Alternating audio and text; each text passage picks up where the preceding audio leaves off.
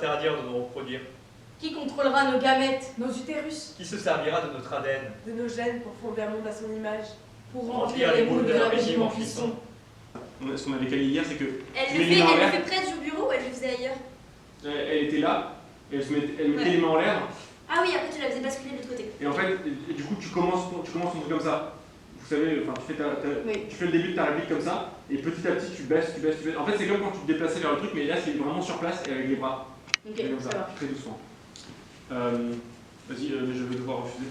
Je vais devoir refuser. Je vais devoir insister. Mettez les mains en l'air, vous êtes en état d'arrestation.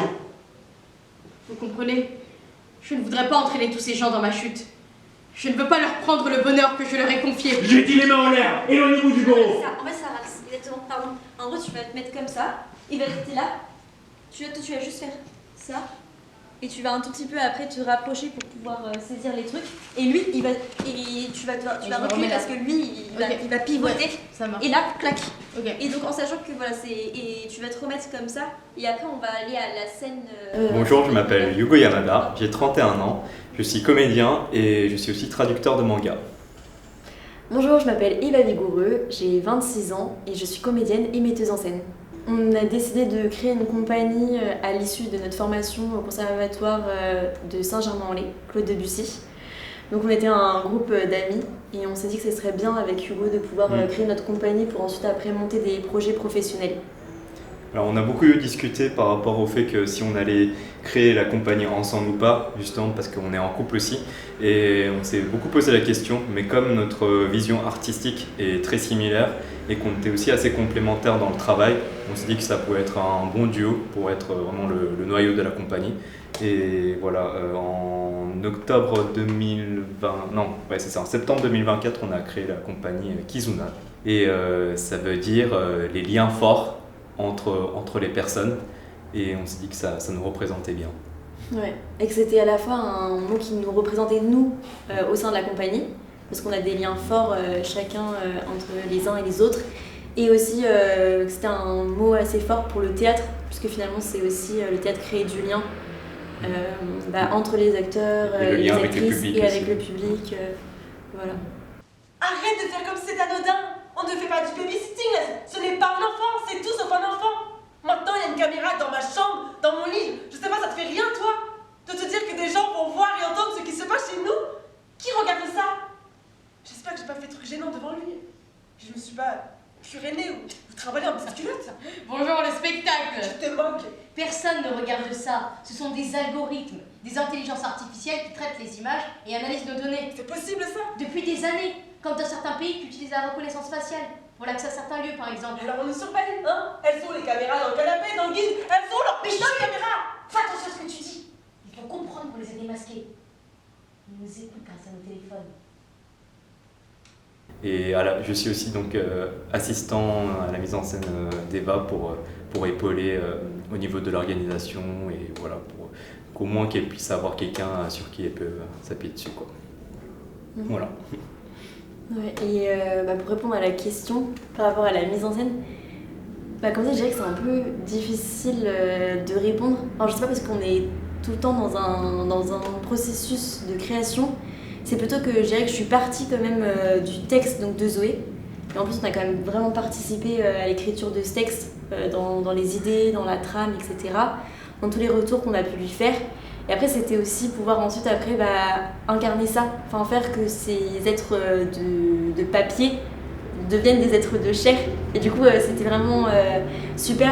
On a eu la pièce, dans la chronologie en fait, on a vraiment réfléchi avec Hugo le projet au printemps dernier. Ensuite après on a travaillé avec Zoé, et comme elle était sur beaucoup de projets, elle a pas mal écrit l'été. Et ensuite après elle a aussi continué à écrire à la rentrée. Et donc on a eu la pièce finie en octobre.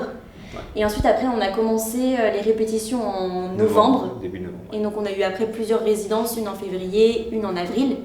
Et en fait c'est vraiment un long travail aussi, déjà pour faire découvrir, on a fait découvrir le texte aux comédiens, aux comédiennes, avoir un peu aussi leur ressenti. Et c'est aussi, moi je dirais dans la mise en scène, ce qui me plaît c'est que j'ai déjà un peu des idées, des directions là où je veux aller. Et ensuite après c'est beaucoup les comédiens et les comédiennes qui vont apporter en fait plein d'idées qui vont enrichir par leur jeu, par leurs idées, la mise en scène et là vers où on va aller. Donc je pense que c'est ça aussi qui est vraiment passionnant dans le travail de mise en scène. Ouais. Donc on a vraiment travaillé les scènes, mais aussi le filage, donc comment les scènes s'enchaînent. Et ça, c'est vraiment grâce aussi aux résidences qu'on a pu faire au Centre culturel Jean Vilar à Marly-le-Roi. On a pu avoir une semaine en février et une semaine en avril. Et là, vraiment, on a vraiment avancé dans la finalité de cette pièce et l'enchaînement aussi pour que ce soit vraiment fluide. On a vraiment travaillé aussi les transitions. Et on est content. Et surtout, franchement, on remercie beaucoup donc, le Centre culturel Jean Vilar, parce que pour nous, c'était une grande opportunité, qu'on travaille tout le temps dans des petites salles, de pouvoir avoir là un grand plateau et de pouvoir travailler justement toutes ces transitions, d'avoir les coulisses de chaque côté. Et c'est un lieu qui est magnifique, donc on remercie encore toute l'équipe et Sophie Lerotte qui est la directrice. Et après, le prenez en consulter. C'était pas mal comme idée, c'est juste... voilà, donc du coup on va directement à la fin. Donc à la fin, attends, donc ça va être... Allez, post-it. Je l'ai, moi aussi. Ah bah. Vas-y, si tu veux. Non mais peut-être t'as un carré parce que le mien j'ai Moi j'ai un carré. Je suis trop contente de travailler sur ce projet parce qu'on a une super équipe, enfin, on a vraiment une super compagnie, on est super bien entourés, on a des gens qui nous aident et qui nous filment. Enfin... non mais je veux dire à chaque fois, même du coup, la présidente de l'association c'est une amie à moi et le trésorier c'est un ami de Hugo.